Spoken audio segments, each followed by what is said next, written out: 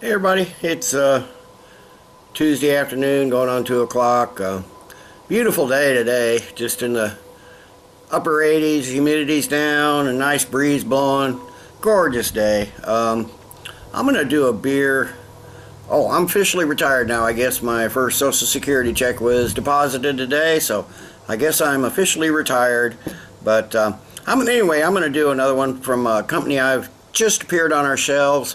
I did their Saison earlier, so I figured, and it was pretty decent. So I'm going to give a try to the Hinterland Pale Ale. A little bit about the brewery. It says Green Bay Brewing Company is a small artisanal brewing company devoted to producing world-class beer. We brew our Hinterland beer locally for the people of Green Bay, Wisconsin. Only 325 cases are brewed at a time, and each batch is carefully crafted to yield maximum flavor and color. And there's a little bit about directions and visiting the restaurant, and the website is just hinterlandbeer.com. Brewery tours, that sort of thing.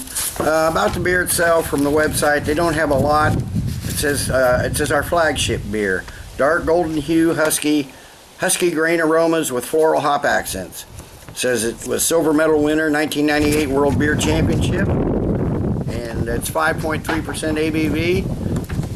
Oop, there went the there went the 4-pack. Just blew away. Like I said, it's pretty darn breezy today. So anyway, let's get this 16-ounce full pint bottle in a glass and see what we have.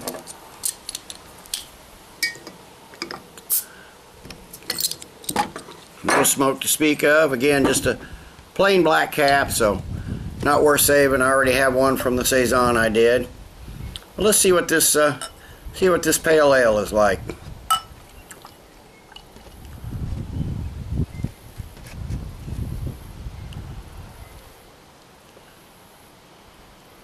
Not much of a head on that, and I did get kind of aggressive on the pour. We got a kind of a cloudy, dark orange, almost amber body. I maybe had a finger of a head there. Fairly thin, off-white, khaki, beige, maybe. Decent looking beer. So a little dark, I think, for a pale ale, but we'll see what they've done with it. Let me get this thing covered here so this doesn't blow away. Okay, on the aroma. Definitely get those toasted pale malts, slightly toasted.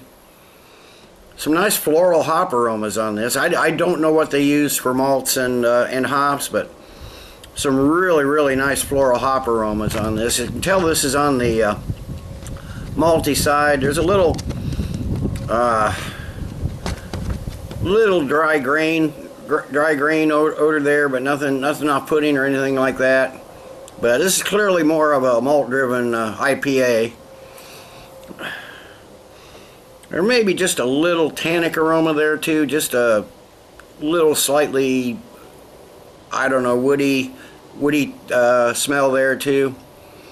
But it's basically just your light malts, light malts, and your floral hops on the nose. So give it a taste.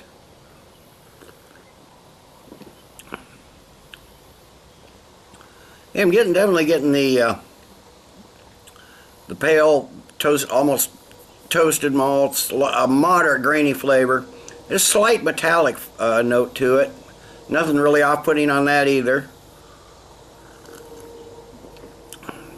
Got a moderate hop flavor. It's again primarily those floral hops. There's a light to moderate bitterness. It kind of lingers a little bit right in the finish with a little graininess. But you got your hops you got your malts right up front, and then the hops in the middle, and then the slightly bitter floral finish. Almost tea-like with that tannic flavor is a little more noticeable now on the taste than it was on the nose. But again, you've got that tiny lingering finish with a little bitterness with the hops. It's a medium light to light body, but the carbonation is nice, so it tastes a little heavier than it is, I think.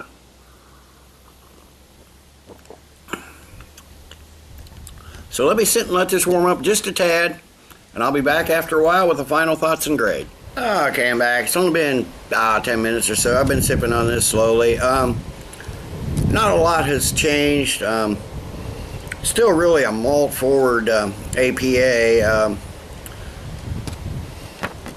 Floral hops, primarily. I'm not getting any citrus hops at all.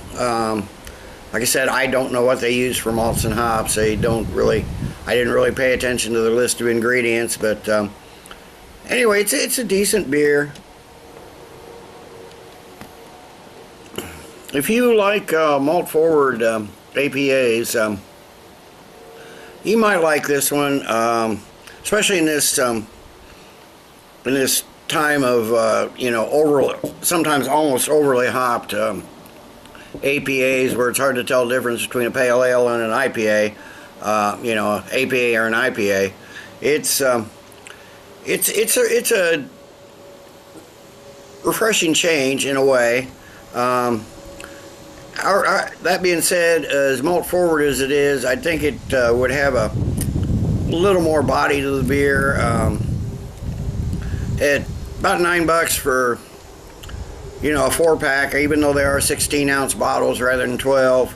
I think I'll pass on it. I think there are way better American Pale Ales, and I do prefer the more citrusy ones anyway, the more hop forward ones, which this is not. That being said, I'm going to give it a 7 out of 10. If somebody offered me one, to party or something, sure, I'd drink it and make a great session beer. But for the price and for the way it's put together, I don't think it's not a bad beer, just not a really, really good beer. So for the price, I'd probably never get it again. So the Hinterland Pale Ale, for me, like I said, 7 out of 10. I'll try there's two more. There's I think a strawberry wheat and a coffee stout. I might try the coffee stout next. But so they're a pretty decent brewery, and like I said, small batches and everything. I don't know, since they brew for Green Bay, I don't know how they got here, but anyway, the Hinterland Pale Ale, 7 out of 10. Till next time, everybody, cheers. Keep drinking good beer.